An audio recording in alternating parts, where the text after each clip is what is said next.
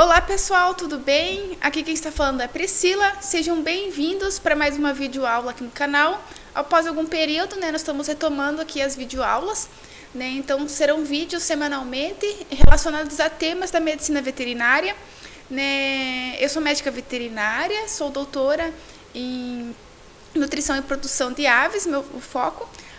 E hoje eu vou trazer uma doença para vocês aqui nessa videoaula, que é uma doença que tem um grande impacto na área da avicultura, Segundo alguns lugares, aí eles consideram como se fosse até a segunda doença mais impactante, na área da avicultura.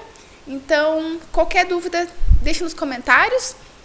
Não se esqueçam de se inscrever no canal, curtir e compartilhar aí com seus amigos, E nesse canal aqui eu tenho o intuito de trazer temas da veterinária de forma simples, que possam estar ajudando, os alunos, profissionais, produtores, a entender um pouco mais aí da nossa área. Então, vou começar assim, mais delongas, Então, a bronquite infecciosa das galinhas. Ela é uma doença viral, que acomete especificamente aves. Ela é altamente aguda, altamente contagiosa, principalmente porque ela não requer vetor. Então, toda doença que não quer um vetor, que não tem, por exemplo, um mosquito, uma mosca como vetor, elas são muito contagiosas, porque é mais fácil disseminar o vírus. Elas acometem também aves de qualquer idade, Então, isso mostra também que é muito contagiosa, então não tem um grupo específico, que ela vai trazer essa doença, Então, aqui nessa imagem eu trouxe um frango de corte. O frango de corte, ela vai causar uma leve mortalidade, não vai ser uma mortalidade que vai condenar o galpão inteiro de aves. É uma mortalidade moderada, mas o grande impacto aqui é uma queda de desempenho e condenação das carcaças no abatedouro.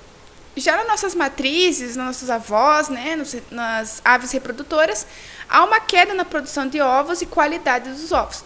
Mortalidade é um problema, claro, mas não é o grande problema. O problema dessa doença é a queda de desempenho, e infecções secundárias, que eu vou mostrar mais para frente, porque essa ave ela fica imunossuprimida e abre porta de entrada para outros, agentes infecciosos adentrar. Segundo a Ceva, em 2016, ela considera como uma das principais doenças que causam perdas econômicas na avicultura, principalmente devido ao baixo desempenho, mortalidade e condenação das carcaças.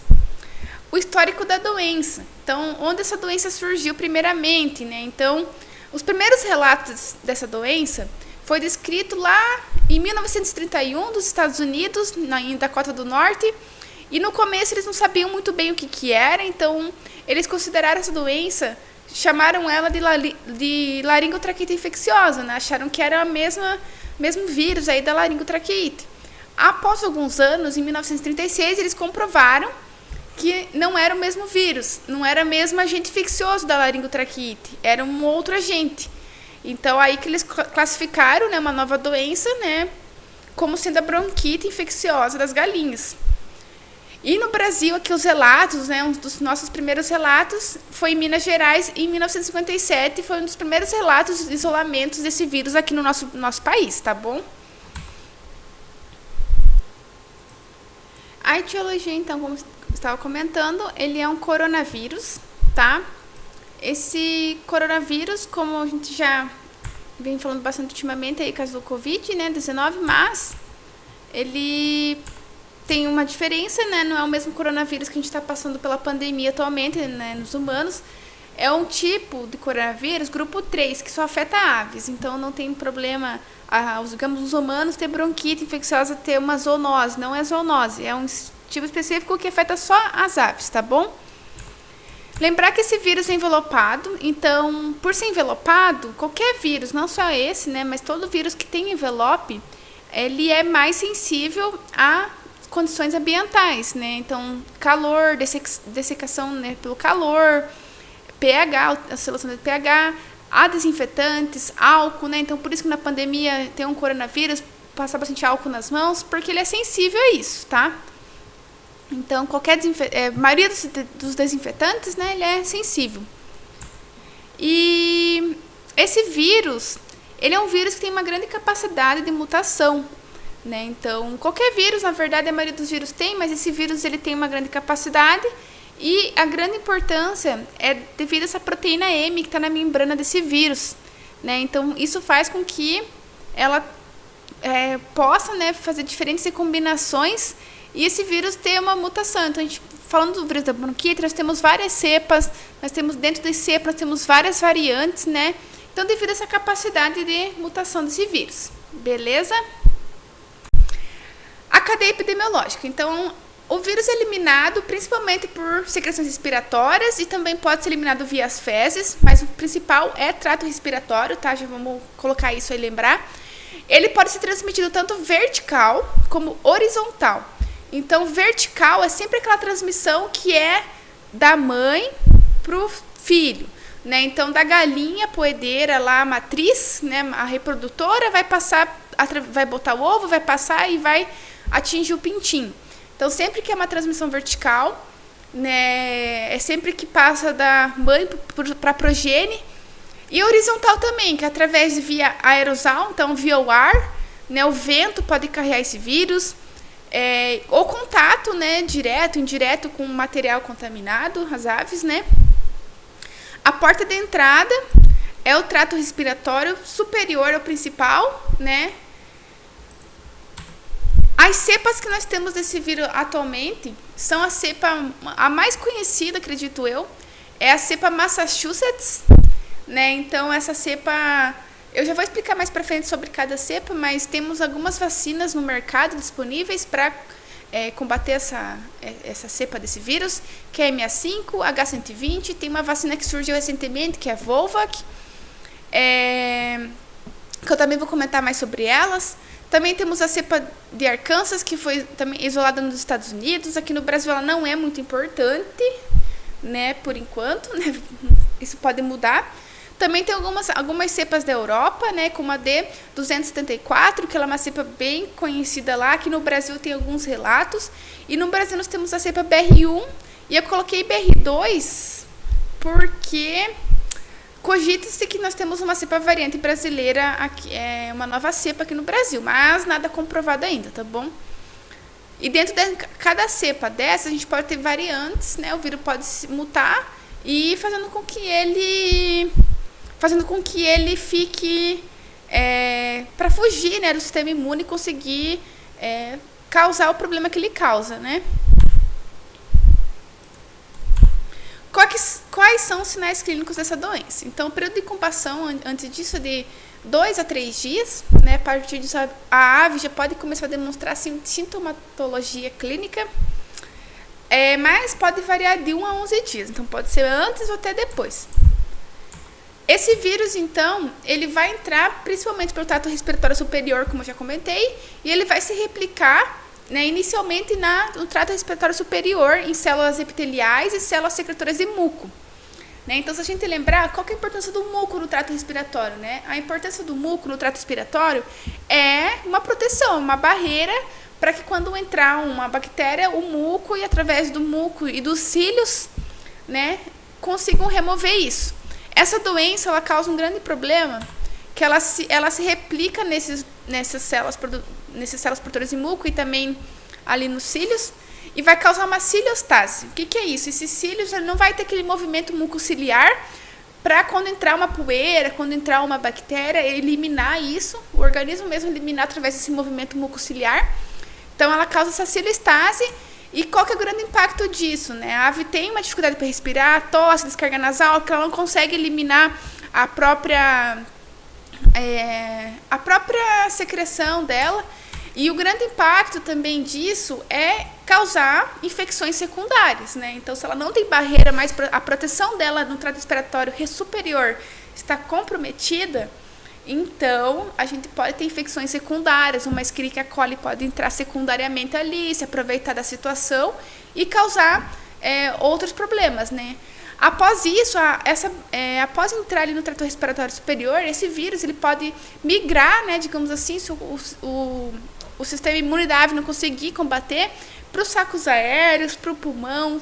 Tem as cepas que afetam os rins, né? No trato reprodutivo também ela tem cepas que tem predisposição a esse órgão. E nos intestinos também aquelas cepas enterotrópicas, né, podem afetar os intestinos da ave também. A ave, então, ela vai ter alguns sintomas. Gente, só para explicar para vocês, tá? Para que não tenha confusão, esses sintomas não é só bronquite que causa, outras doenças causam. Não tem um sinal clínico patognomônico, né? O que é isso? Aquele sinal clínico que apareceu o sinal clínico, você fecha a doença, né?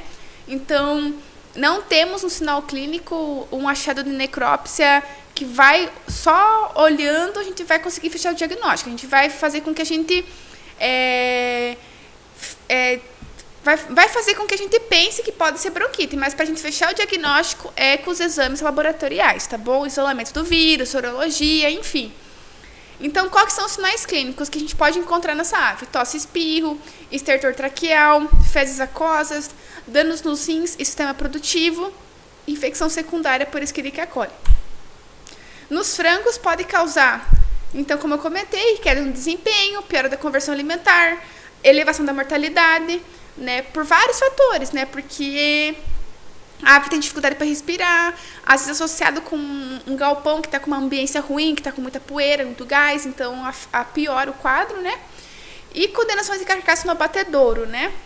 Além disso, tem queda na imunidade e predisposição para outras doenças. Tá, vamos parar um pouquinho aqui e pensar. Queda na imunidade. Um dos fatores é ciliostase, né? Perda da barreira na proteção do trato respiratório. O outro problema é que essa ave ela vai estar demandando uma energia que ela está comendo, né? Uma parte da energia, em vez dela ir para ganhar peso, que é o que a gente quer, um frango de corte com alto peso, conversão alimentar, né, excelentes valores de conversão alimentar, mas se ela está gastando energia para combater essa doença, essa infecção, ela vai... a vida da ave, o mais importante é a ave sobreviver. Ganhar peso, se tiver tudo ok, ela vai ganhar peso, né? Então, como ela tem esse vírus, grande parte da energia que ela consumiu na ração, em vez de ir para ganho de peso, né, ela vai ser redirecionada para sistema imunológico, sistema antioxidante, para tentar combater esse vírus. Então, a gente vai ter uma ave com queda de ganho de peso, piora da conversão alimentar, tá? Então, esses são os principais fatores. E uma ave grande susceptível a infecções secundárias. Deixa eu passar aqui. Um sinal clínico bem comum que a gente pode encontrar nessa doença, não só nela, mas bem comum, é que as aves podem morrer, né? Elas se agrupam em lugares de fonte de calor, né? E normalmente o produtor vai relatar para nós, estou encontrando muitas aves mortas nesse local. Não que só essa doença causa isso, outras doenças respiratórias também. Mas é um fato interessante para nós estar observando aí nos nossos galpões diariamente. Aqui são algumas imagens, tá? Então, uma espuma no saco aéreo, né? Uma aerosacolite em grau mais leve, uma aerosacolite, uma infecção secundária por Escherichia coli, que vai causar uma aerosacolite em grau mais avançado, né? Então, tudo isso pode se agravar ali na bronquite, causar infecções secundárias. Uma traqueite também pode ser encontrada, né? Porque lembra que o vírus se replica principalmente no trato respiratório superior, né? Então, a traqueia é um órgão, primeiramente, que pode ser afetado. Pulmões congestos, rins, né? Também podem ser afetados, né? Então, aqui nós temos os rins, uma nefrite bem visível aqui na imagem, de necrópsia. E ovos lá nas matrizes, como eu falei, o vírus ele tem um tropismo pelo sistema reprodutivo ali das galinhas que estão as nossas matrizes, né, que vão botar ovo para nossos pintinhos nascerem.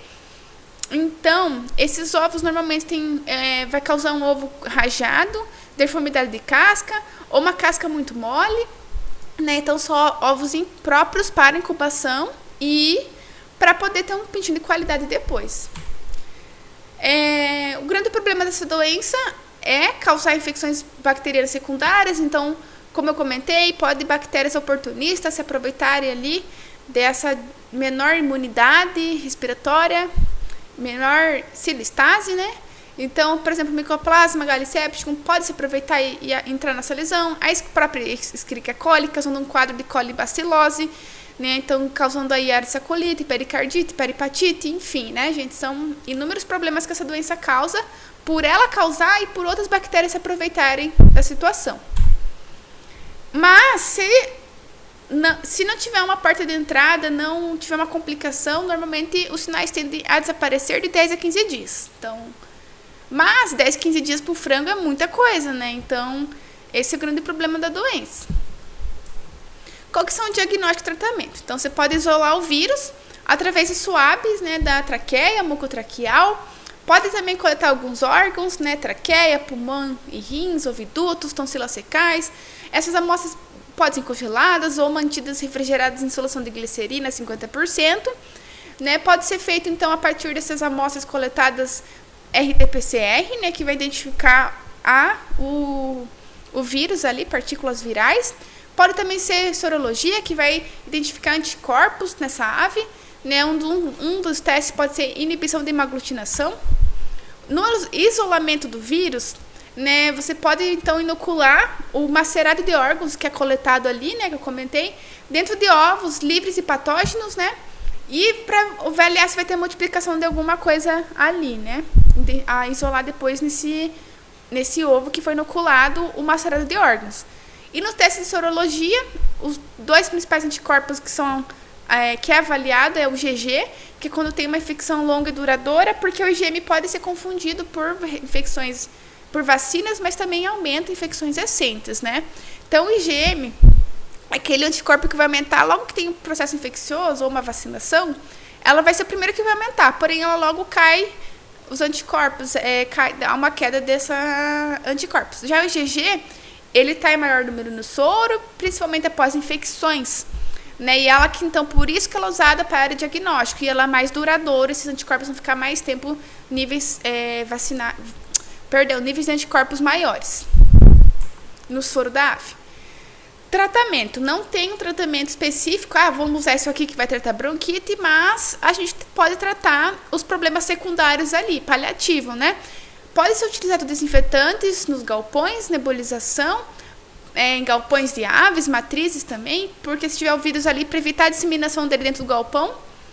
Utilizar aditivos na ração, imunoestimulantes, para que a gente tenha uma ave imunocompetente para poder combater infecções, não só essa doença, como outras, né? Ela tendo um sistema imune bom, a gente previne infecções secundárias, a gente previne muitos problemas, né? Então, pode ser utilizado, tem muitos estudos com substâncias imunoestimulantes na ração. Então, o meu próprio doutorado foi com isso, né? Eu trabalhei com substâncias imunoestimulantes, né? Então, nós temos minerais que, quando suplementados assim, com valores, né, um pouco acima do recomendado, têm efeito imunoestimulante. Nós temos alimentos fitogênicos que têm propriedades imunoestimulantes, né? Nós temos ácidos orgânicos, nós temos óleos essenciais, nós temos bastante substâncias aí estudadas para ser incluídas na ração para a gente melhorar a imunidade da ave. Né? Então, essas substâncias ela podem ter efeito antimicrobiano. O que é uma substância imunoestimulante? Né? Então, ela vai melhorar positivamente o sistema imunológico da ave. Né? Então, às vezes, melhorar... ou ela pode também ter um efeito funcional. Né? O que é isso? Além de melhorar, fornecer os nutrientes básicos para exigência nutricional, fornecer alguma substância que vai melhorar a atividade imune ou antioxidante da ave. Então, como, por exemplo, nós temos o aminoácidos funcionais. Então, um aminoácido, a glutamina, né, que além de fornecer o aminoácido para a ave, né, para produção de proteínas, ela tem um efeito trófico no intestino, que ajuda a estimular o intestino da ave a crescer. Então, isso é um efeito funcional, né? Então, essas substâncias, com certeza eu vou falar muito mais aqui no canal sobre isso, porque é uma área que eu me especializei. Né? Então, é um tema que tem muitas substâncias imunoestimulantes legais. Eu vou tentar trazer isso aqui para vocês, fazer uma semana ali de substâncias imunoestimulantes nas rações, não só para frango, tá? Para outras espécies animais, peixes, né? Ruminantes, enfim, né? E não só focar, né? Mostrar quais são substâncias e o que elas podem fazer positivamente, beleza?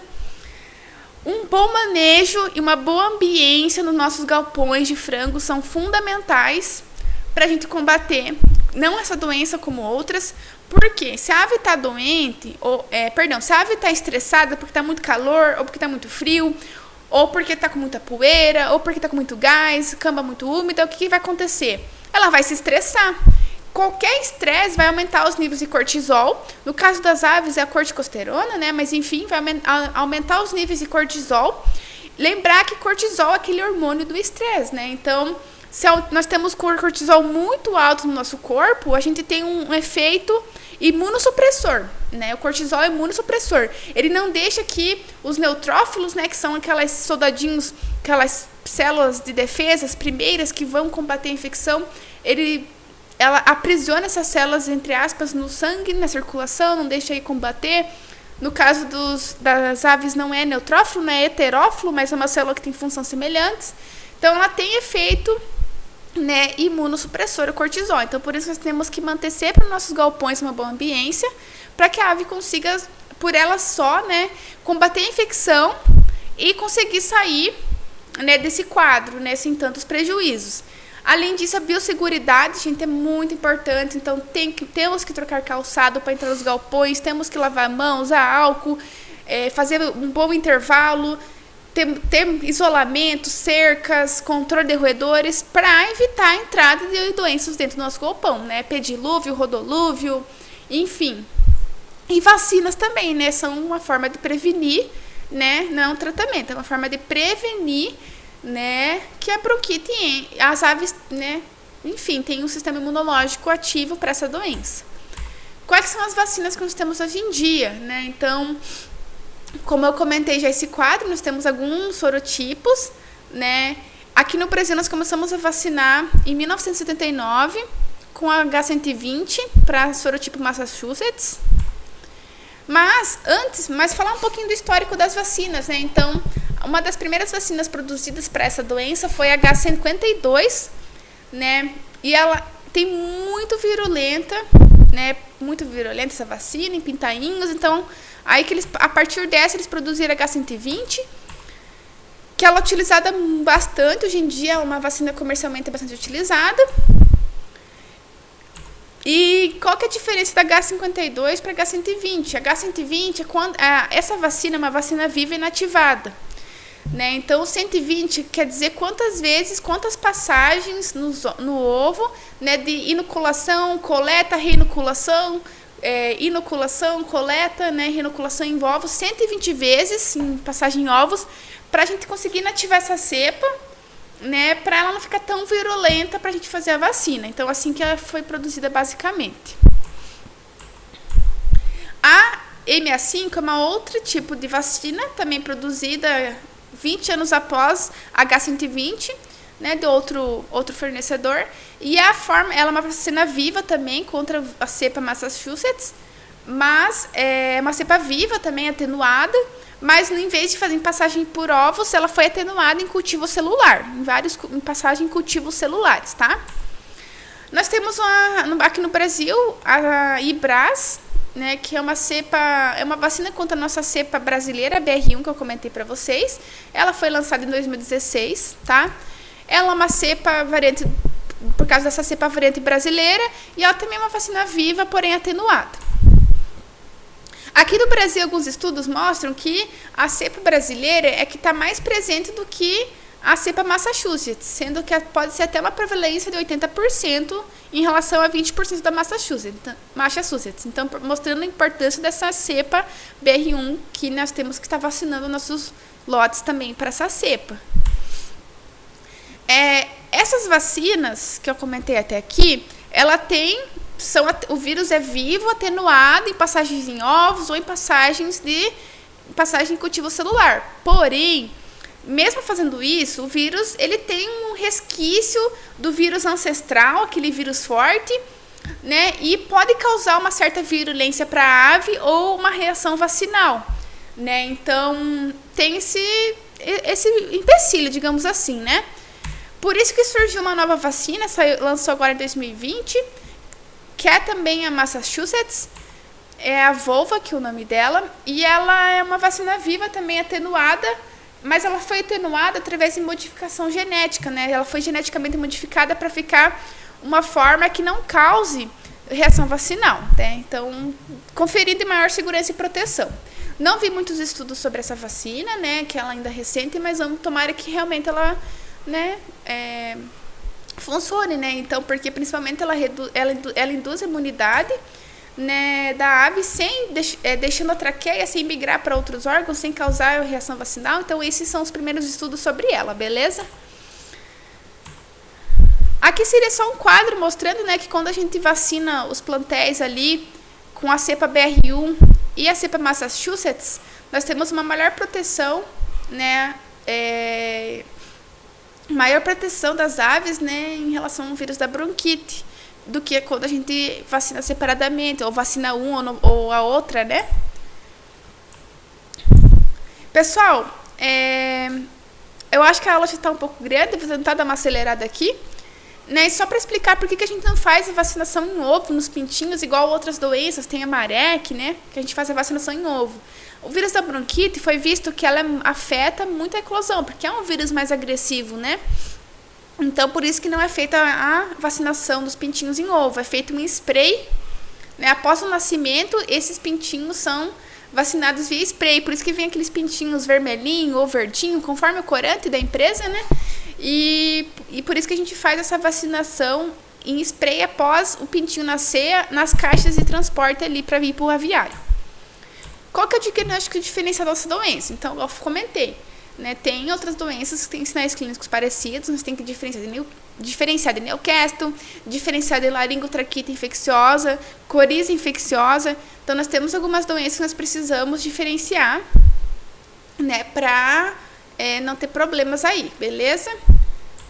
Seria isso, muito obrigada pela atenção. Qualquer dúvida, deixe nos comentários, né? E eu vou estar postar agora vídeos com mais frequência, porque eu fiquei um tempo sem postar, né? Tive algumas mudanças pessoais. E é isso. Curtam, compartilhem. Até a próxima aula. Tchau!